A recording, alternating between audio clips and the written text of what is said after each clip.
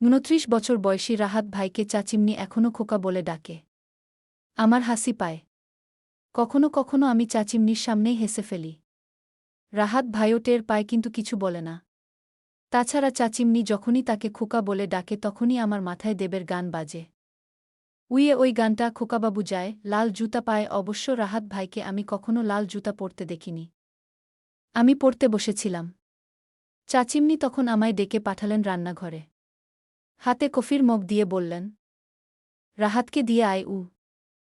আমি মাথা নাড়িয়ে সায় দিলাম। কফি নিয়ে গেলাম রাহাত ভাইয়ের রুমে। দরজায় নক করে বললাম, আসব। রাহাত ভাই ল্যাপটপের স্ক্রিনে গভীর মনোযোগ দিয়ে কোনো কাজ করছিলেন। সম্ভবত আমি দরজায় নক করায় তিনি বিরক্ত হয়েছে। তার চোখমুখের অভিব্যক্তি অন্তত এটাই বলছে। তিনি ভ্রুকুচকে জিজ্ঞেস করলেন, কি চাই?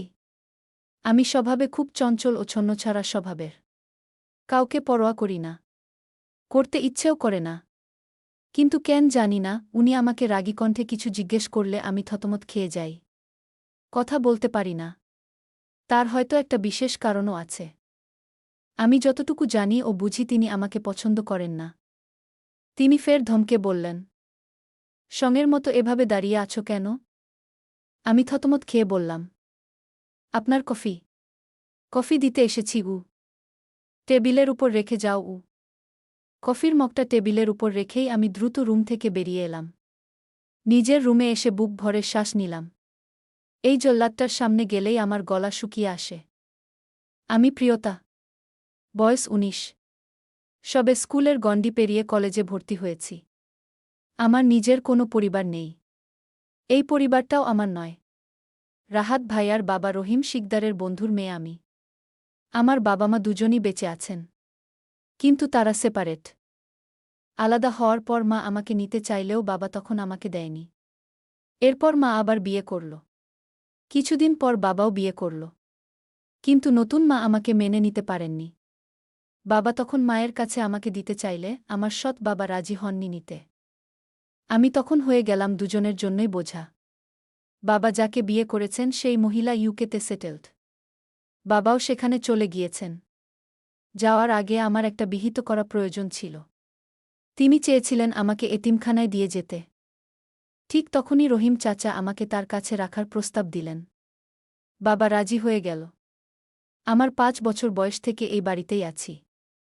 রহিম চাচার কোনো মেয়ে ছিল না। রাহাত ভাইয়ের পর আর কোনো সন্তানও হচ্ছিল না। তাই চাচিমনিও আমাকে সাদরে গ্রহণ করেছিলেন। নিজের মেয়ের মতো আগলে রাখতেন। আমি এই বাড়িতে আসার ৩ বছর পর অলৌকিকভাবে চাচিমনি আবার মা হয়। এবার তার কোল জুড়ে আসে হিদি। এত সুন্দর ও। কিন্তু হিদি হওয়ার পরও আমার প্রতি চাচিমনি কিংবা চাচ্চুর একটুও আদর, ভালোবাসা কমেনি। বরং চাচিমনি সবসময় বলে, তুই এই বাড়ির লক্ষ্মী। তুই এসেছিস বলেই তোর উসিলায় আল্লাহ আমার কোলে হিদিকে দিয়েছে। ছোটবেলা থেকেই চাচ্চু বা চাচিমনি কিছু কিনলে সব দুটো করে নিয়ে আসে। একটা আমার ও একটা হিদির। কিন্তু সবাই আমাকে আদর করলেও রাহাত ভাই কখনো আমায় আদর করেনি। খুব বেশি কথা বলেনি। ছোটবেলায় দেখতাম তিনি হিদিকে তার সাইকেলে নিয়ে ঘুরতে যেত। কিন্তু আমায় কখনো তিনি সাইকেলে করে ঘুরতে নিয়ে যাননি। আমার মনে আছে এজন্য একদিন আমি খুব কান্না করেছিলাম।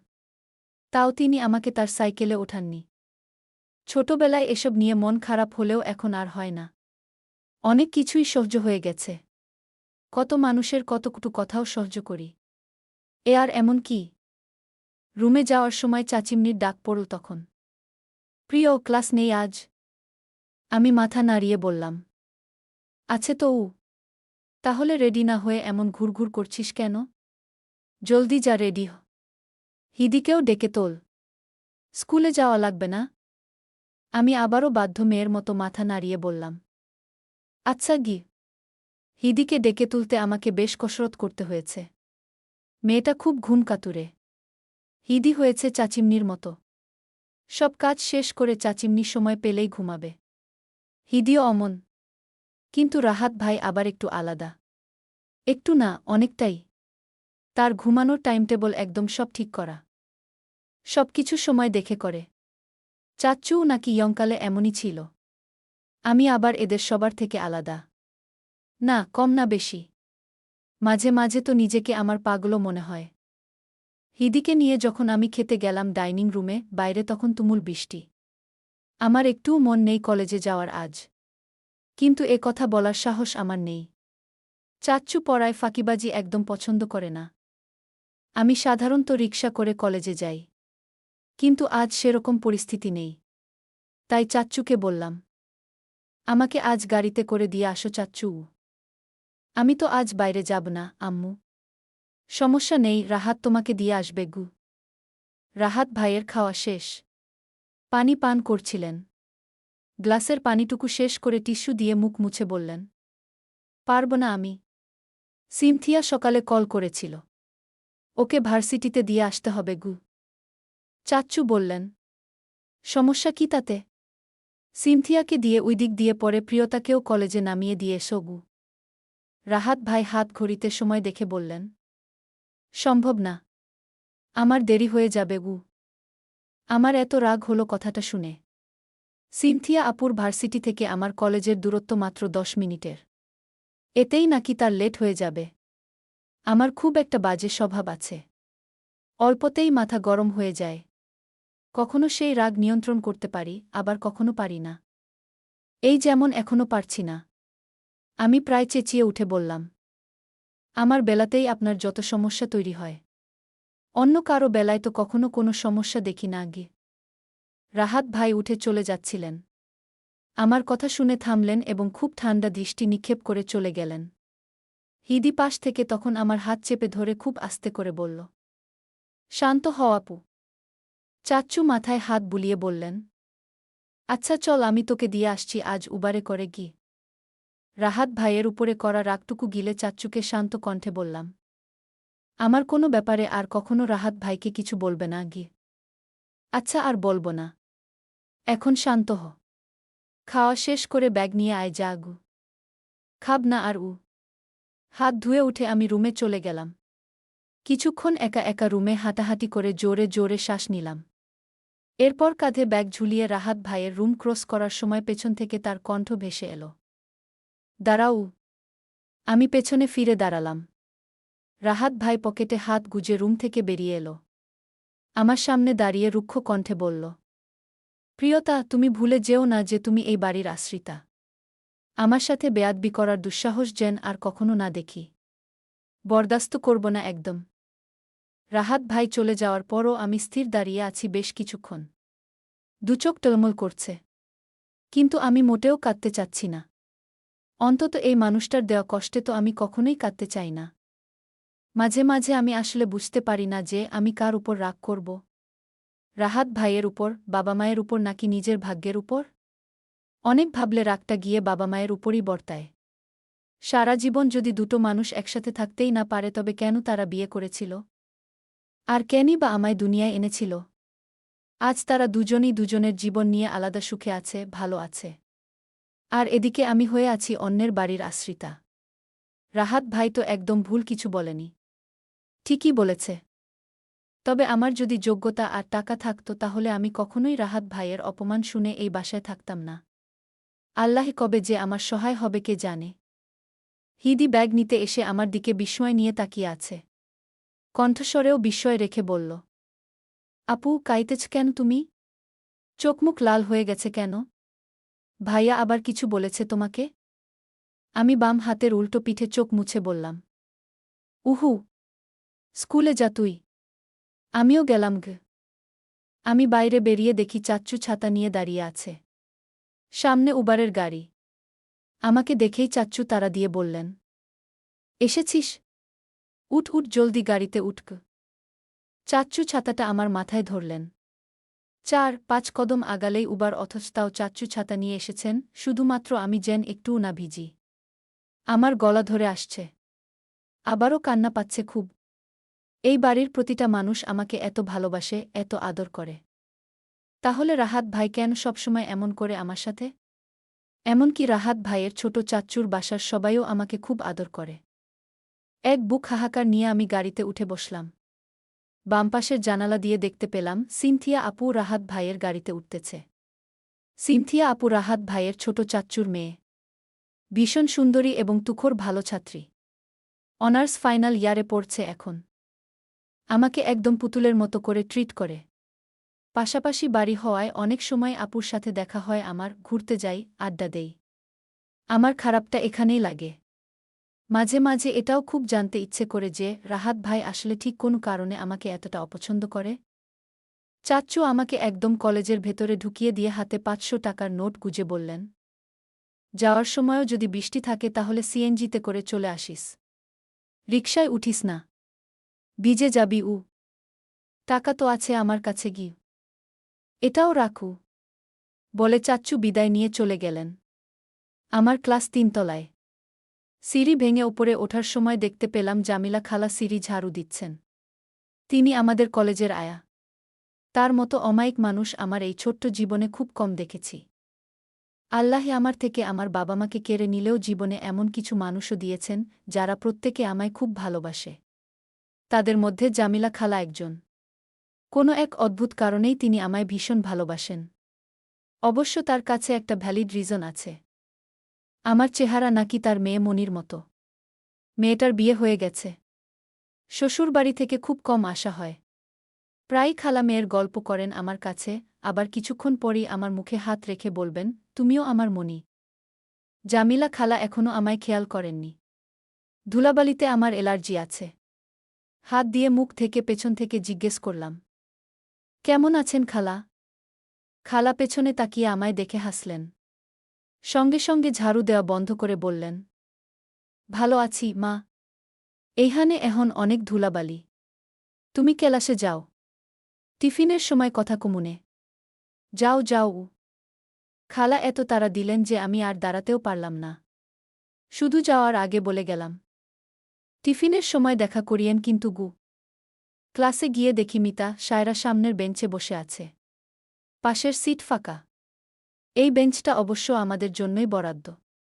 আমরা কেউ দেরি করে আসলেও কেউ এখানে বসে না। সায়রা সরে বসে বলল, দেরি করলি কেন আজ? ব্যাগ রেখে পাশে বসে বললাম, বৃষ্টির জন্য একটু দেরি হয়ে গেল।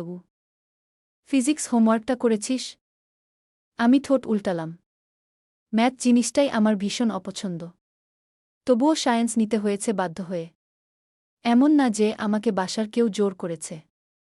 কিন্তু যেদিন জানলাম চাচিমনির খুব ইচ্ছে আমাকে ডাক্তার বানাবে সেদিন থেকেই মনে মনে পণ করেছিলাম, ম্যাথবিতি আমার চুলায় যাক, আমি সায়েন্সই নেব। কারণ চাচিমনিকে আমি ভীষণ ভালোবাসি। কিন্তু দিন দিন ম্যাথের জন্য আমার যা অবস্থা হচ্ছে, এতে করে ডাক্তার হওয়া তো দূরে থাক, সায়েন্স নিয়ে টিকে থাকতে পারব কিনা সন্দেহ। না, করিনি।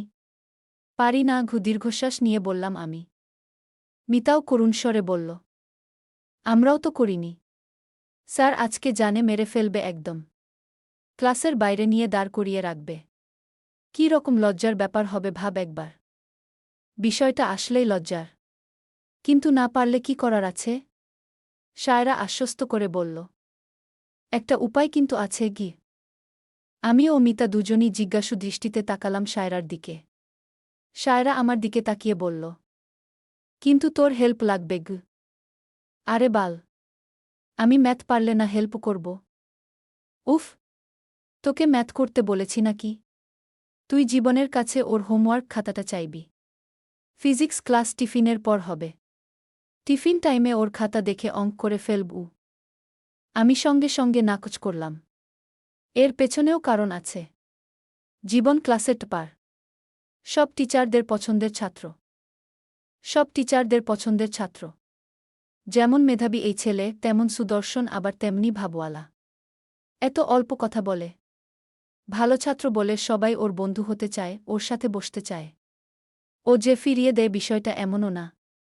কিন্তু ওর স্বল্পভাষী বিষয়টাই কেমন যেন অহংকার অহংকার মনে হয়। এগুলো অবশ্য খুবই সিলি কারণ বললাম। আসল বিরক্তিকর কারণটা হলো জীবন আমাকে পছন্দ করে। কখনো মুখ ফুটে না বললেও ক্লাসের সবার নজরেই বিষয়টা পড়েছে। যেই ছেলে কখনো পরীক্ষার সময় কাউকে হেল্প করে না, সেই ছেলে গতবার সেকেন্ড ক্লাস টেস্টে যেচে আমাকে ম্যাথ দেখিয়েছে। তখন আমি খুশিতে গদগ্ধ হয়ে গেলেও পরে যখন ধীরে ধীরে বুঝতে পারছিলাম জীবন আমাকে পছন্দ করতে শুরু করেছে, তখন থেকেই আমি দমে গেছি। প্রয়োজনীয় কথাটুকুও বলি না। ও সবসময় যেচে এসে কথা বলতে চায় বলেও সবসময় তো আর ইগনোর করতে পারি না। এসব দেখেই পুরো ক্লাস জেনেছে। ক্লাসের কত মেয়ে যে এজন্য আমাকে দেখতে পারে না, হিংসা করে তারও কোনো হিসাব নেই। মিতা পারে না, শুধু আমার পা ধরে বলে, প্লিজ এইটুকু হেল্প কর। আমি আমার সিদ্ধান্তে অটল। না মানে না, কিছুতেই না। প্রয়োজনে আমি ক্লাসের বাইরে দাঁড়িয়ে থাকব, তবুও জীবনের থেকে হেল্প নেব না। এর আগে টিফিনের আগের পুরো 4টা ক্লাসেই সায়রা আর মিতা আমার সাথে কথা বলেনি। টিফিনের ঘণ্টা বাজতেই সবাই হুড়মুড়িয়ে বাইরে চলে যাচ্ছে।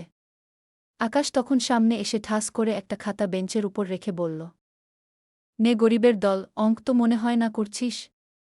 ঝটফট তুলে ফেলু। বিস্ময়ে চোখ দুটো বড় বড় হয়ে গেল আমার। খাতার উপর আকাশের নাম দেখে আমি আরও বেশি অবাক হলাম। এই গাধাটা তো আমার চেয়েও অঙ্কে খারাপ, বিশেষ করে ফিজিক্সে। ও তাহলে অঙ্কটা করল কিভাবে? মিতাও বিস্ময় নিয়ে জিজ্ঞেস করল, তুই অঙ্ক করেছিস? হ্যাঁ করেছি, আর তোদেরও করতে দিলাম, কারণ আমার মনটাও আমার নামের মতোই বিশাল। আমরা এসিতে বসে ক্লাস করব আর তোরা বাইরে দাঁড়িয়ে থাকবি, এটা আমার ভালো লাগতো না গিয়ে। সুমন এসে তখন আকাশের পিঠে চাপড় দিয়ে বলল, আরে শালা, আর কত ভাব নিবি? এরপর আমার দিকে তাকিয়ে সুমন বলল, আকাশ জীবনের কাছ থেকে খাতা নিয়ে হোমওয়ার্ক করেছে গি? সায়রা জিজ্ঞেস করল, আকাশ চাইল আর জীবন হোমওয়ার্ক খাতা দিয়ে দিল? দিল, কারণ আকাশ বলছে খাতাটা প্রিয়তা চাইছে। আর প্রিয়তা চাইলে জীবন তো ওর নিজের জীবনও দিয়ে দিতে প্রস্তুত। হোমওয়ার্ক খাতা আর এমন কি? আমি অন্তত এই শেষ টুইস্টটুকুর জন্য মোটেও প্রস্তুত ছিলাম না। এভাবে আমার নাম ভাঙানোর কোনো মানে হয়? রাগে হিতাহিত জ্ঞান হারিয়ে আমি আকাশকে ধাওয়া শুরু করতেই আকাশও বাঁচতে তখন দৌড় দিল। এক সময় সিঁড়ি দিয়ে নামতে গিয়ে ওকে আমি ধরেও ফেলি। চুল টেনে ধরে পিঠে ইচ্ছেমতো মারার সময় জামিলা খালা সেখানে চলে আসে। আমার হাত থেকে আকাশকে অনেক কষ্টে ছাড়াতে সক্ষম হয়। আকাশ মাথায় হাত রেখে বলল, এত নিষ্ঠুর তুই প্রিয়তা? মাথা ব্যথা করছে আমার। জীবনের সত্যি আর জীবন থাকবে না যদি তুই ওর জীবনসঙ্গী হোস কে? লাথি খাওয়ার আগেই চোখের সামনে থেকে দূর হোক। আকাশ চলে যাওয়ার পর জামিলা খালা মাথায় হাত বুলিয়ে বললেন, আহা, কথায় কথায় এত রাগ করলে হয় মা? একটু শান্ত থাকতে পারো না? আরে ওরা কাজই করে এমন। যাই হোক, আপনি দুপুরে খেয়েছেন? না খামু এখন। তোমার কাছেই যাইতেছিলাম গে। একটা বাটি তিনি আমার হাতে দিয়ে বললেন, তোমার না মরিচ ভর্তা আর শুটকি ভর্তা অনেক পছন্দ? আজকে বানাইছি। আর খিচুড়ি রান্না করছি। বন্ধুদের নিয়া খাও যাও। এসব কেন করেছেন আবার? কর্ম না? মায়ার জন্য করতে পারুম না? আমি হেসে ফেললাম। বললাম, অবশ্যই পারবেন ঘু। তারপর ইউনিফর্মের পকেট থেকে চাচ্চুর দেওয়া সেই ৫০০ টাকার নোটটা খালাকে দিয়ে বললাম, এটা রাখেন। বাজার কইরেন ঘু। খালা হাতের মুঠ খুলে টাকা দেখে সঙ্গে সঙ্গে আমাকে ফেরত দিয়ে বললেন, না না, আমি টাকা নিমু কেন? আমি দিয়েছি তাই। তুমি কেন টাকা দিবা? নিয়া যাও। আপনি যে আমার জন্য মাঝে মাঝে রান্না করে আনেন, আমি কি খাই না? তুমি এর বিনিময়ে টাকা দিবা? এটা বিনিময় না খালা। আমি তো আপনাদের অবস্থা জানি। বাসায়ও গিয়েছি। খালু অসুস্থ, কোনো কাজকর্ম করে না। আপনার একার এটুকু বেতনের টাকা দিয়ে সংসার আর কতটুকুই বা ভালো চলে? আমি যদি চাকরি করতাম তাহলে আপনাদের সব দায়িত্বই নিয়ে নিতাম। কিন্তু একদিন দায়িত্ব নেব অবশ্যই। শুধু দোয়া করবেন আমার জন্য। আর টাকাটা রাখেন। যদি ফিরিয়ে দেন তাহলে আমি আর কখনো আপনার দেওয়া খাবার খাব না গু। জামিলা খালা খুব আবেগী ও অভিমানিনী। এখনও আবেগে কাঁদছেন তিনি। আমি আদুরে হাতে মাথায় হাত বুলিয়ে বললাম, কাঁদবেন না একদম। এখন যান, গিয়ে খেয়ে নিন। আমিও যাচ্ছি। টিফিনের সময় শেষ হয়ে যাচ্ছে গি। আচ্ছা আচ্ছা মা, যাও। আকাশের উপর থেকে আপাতত রাগটা দমিয়ে রেখে ওদের নিয়েই খালার রান্না করা খিচুড়ি খেলাম। খালা এত ভালো রান্না করেন যে যতই খাই না কেন মন ভরে না। টিফিনের পরে 3টা ক্লাস হয়। এই 3টা ক্লাস করার মধ্যে যে এত বিরক্তি আর ক্লান্তি কাজ করে। ঘুমে দুচোখ বুজে আসে। ঝিমিয়ে ঝিমিয়ে ক্লাস করি। আজ তো আরও বেশি ঘুম পাচ্ছে। বাইরে যেভাবে রিমঝিম বৃষ্টি হচ্ছে। এখন যদি একটু বালিশে শুধু মাথাটা রাখা যেত কি যে ভালো লাগত। আমার অপেক্ষার প্রহর ফুরিয়ে ক্লাস 3টা শেষ হল। মিতা, সায়রা, আকাশ, সুমন ওরা বাস দিয়ে যায়। কারণ ওদের বাসা আমার বাসা থেকেও অনেক দূরে। আমার কাছে এখন যা টাকা আছে মনে হয় না যে সিএনজি দিয়ে যেতে পারব। তার মধ্যে আবার বৃষ্টি হচ্ছে। ভাড়াও নিশ্চয়ই চাইবে আকাশচুম্বী। তাই সিদ্ধান্ত নিয়েছি যা হওয়ার হবে রিকশা দিয়েই যাব। ওরা বাসে ওঠার পর দরদাম করে একটা রিকশা ঠিক করেছি, পেছনে কখন যে জীবন এসে দাঁড়িয়েছে খেয়াল করিনি। ও যখন বলল, আমি কি তোমার সাথে যেতে পারি? আমি পিছু ফিরে তাকালাম। জীবনের মাথার চুল কিছুটা ভিজে কপালে লেপ্টে আছে। তীক্ষ্ণ ওর দৃষ্টি। মেয়েরা পাগল হবেই না বা কেন? আমি স্থির হয়ে বললাম, আমি তো বাসায় যাচ্ছি। আমিও বাসায় যাব। আমার চোখ দুটো বড় বড় হয়ে গেল। খুব সম্ভবত আমার এরকম রিয়াকশন দেখেই জীবন হেসে বলল, ভয় নেই, তোমার বাসায় যাব না, আমার বাড়িতেই যাব। বৃষ্টির জন্য কোনো রিকশা পাচ্ছি না। তুমি তো আমার বাড়ির সামনে দিয়েই যাও। তাই বলছিলাম, তবে তোমার যদি আপত্তি থাকে তাহলে ইটস ওকে গি। এভাবে তো বিপদে একটা মানুষকে মুখের উপর না করা যায় না। তাই আমিও পারলাম না। বললাম, ঠিক আছে গি।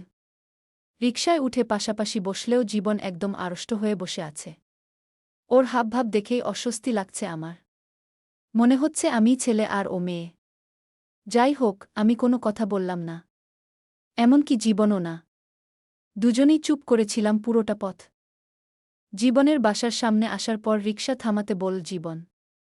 নামার পর ভাড়া দেওয়া নিয়ে একচোট কথা বেজে গেল আমাদের। শেষ পর্যন্ত ভাড়াটা জীবনই দিল। ও চলে যাওয়ার পর আমি রিকশার হুড নামিয়ে দিলাম। বৃষ্টির ছাট এসে চোখে মুখে পড়ছিল আর অদ্ভুত আনন্দ হচ্ছিল আমার। কিছুটা শীত শীতও করছিল কিন্তু ভালো লাগছিল। বৃষ্টিটাই যেন আসলে কেমন। কখনো মন ভালো করে দেয়, আবার কখনো মন খারাপ করে দেয়। তবে এখন আমার ভীষণ ভালো লাগছে। এই ভালো লাগার স্থায়িত্বকাল খুব কম হল। বাড়িতে ফিরে গোসল করে শুয়েছিলাম। ঘুমানোর পর আর আমার হুঁশ নেই। নিভু নিভু দৃষ্টিতে চোখ মেলে তাকানোর পর বুঝতে পারছিলাম শরীরটা তেমন সায় দিচ্ছে না। গরম হয়ে আছে শরীর। নিশ্চয়ই জ্বরটর বাঁধিয়ে বসেছি। কোনো রকমে শরীরটাকে টেনে হিঁচড়ে তোলার পর আমি চাচ্চু আর চাচিমনির রুমে গেলাম। দরজা খোলা কিন্তু ভেতরে কেউ নেই। হঠাৎ করে মনে পড়ল চাচ্চুদের আজ একটা দাওয়াত ছিল। আমি বাড়িতে এসেই কাউকে পাইনি। ওদের ফিরতে ফিরতে রাত হবে। পুরো একা বাসায় জ্বর নিয়ে এখন আমি করবটা কি বুঝতে পারছি না। আমার কাছে তো জ্বরের ওষুধও নেই। শরীরটাকে টেনে আর নিজের রুম পর্যন্ত নিতে পারলাম না। চাচ্চুদের রুমের পাশেই বসার রুম। আমি সেখানে গিয়ে সোফায় শুয়ে পড়লাম। শরীর এত খারাপ লাগছে কখন না আবার জ্ঞান হারিয়ে বসি। মেইন দরজা খোলার শব্দ পেয়ে মনে হলো কেউ এসেছে। চাচ্চুরা চলে এসেছে নিশ্চয়ই। আমি নিস্তেজ কণ্ঠে বললাম, চাচিমনি এসেছ? কোনো জবাব এলো না। উত্তপ্ত চোখের পাতা দুটো মেলতেই দেখতে পেলাম সামনে ভ্রু কুঁচকে দাঁড়িয়ে আছে রাহাত ভাই। আমি ঘোলাটে দৃষ্টি ফিরিয়ে নিলাম। তিনি নিজেই ভরাট কণ্ঠে জিজ্ঞেস করলেন, এখানে শুয়ে আছো কেন? এমনি ঘু। বাসার কেউ এখনো আসেনি? না গি। তিনি কয়েক সেকেন্ড চুপ করে থেকে বললেন, তুমি কি অসুস্থ? উহু। ঠিক আছি। দেখে তো মনে হচ্ছে না গি। তিনি বোধ হয় কিছুটা অস্বস্তি নিয়েই আমার কপালে হাত রাখলেন। নির্লিপ্তি কণ্ঠে বললেন, জ্বর বাঁধিয়েছ? বৃষ্টিতে ভিজে? আমি জবাব দিলাম না। তিনি নিজেই সেধে জিজ্ঞেস করলেন, মেডিসিন খেয়েছ? না গি। চলো ডাক্তারের কাছে যাই। না গি। না মানে? যাব না। আশ্রিতাদের প্রতি এত দয়া দেখাবেন না গি। রাহাত ভাইয়ের চোয়াল শক্ত হয়ে এল। বিরক্তি নিয়ে বললেন, ঠিক আছে তবে পরে পরে মরো। আমার কি? তিনি রাগে গজগজ করতে করতে নিজের রুমে চলে গেলেন। জ্বরের উত্তাপে শরীর পুড়ছিল ঠিকই, কিন্তু তার চেয়েও বেশি পুড়ছিল আমার মন। কারণ মন অন্তত এটা বুঝে গিয়েছে যে কিছু মানুষ কাছে থেকেও কোনোদিন নিজের হয় না। জ্বরের প্রকোপে কখন আমার চোখ লেগে এসেছিল জানি না। শরীর ঝাঁকুনি দিচ্ছিল, মাথা ব্যথা করছিল। অসহ্য যন্ত্রণা সহ্য করতে না পেরে যখন চোখ মেলে তাকালাম, তখন ঝাপসা দৃষ্টিতে দেখতে পেলাম আমি রাহাত ভাইয়ের খুব নিকটে। আরও কয়েক সেকেন্ড পর বুঝতে পারলাম আমি আসলে রাহাত ভাইয়ের কোলে। সে আমাকে কোলে নিয়ে খুব দ্রুত পা ফেলে হাঁটছে। কোথায় নিয়ে যাচ্ছে আমি জানি না, তবে আমি কি খুব বেশি ভারী? চাচিমনির খোকা নিশ্চয়ই আমার ভারী শরীরটাকে ঠিকঠাক কোলে নিতে পারছে না। এই প্রচণ্ড অসুস্থতার মাঝেও আমি হেসে ফেললাম। রাহাত ভাই ভীষণ বিরক্তিমাখা কণ্ঠে বললেন, এভাবে হাসবে না তো প্রিয়তা, খুবই বিরক্ত লাগছে গি। গল্পের নাম যে পাখি মন বোঝে না। লেখিকা মুন্নি আক্তার প্রিয়া।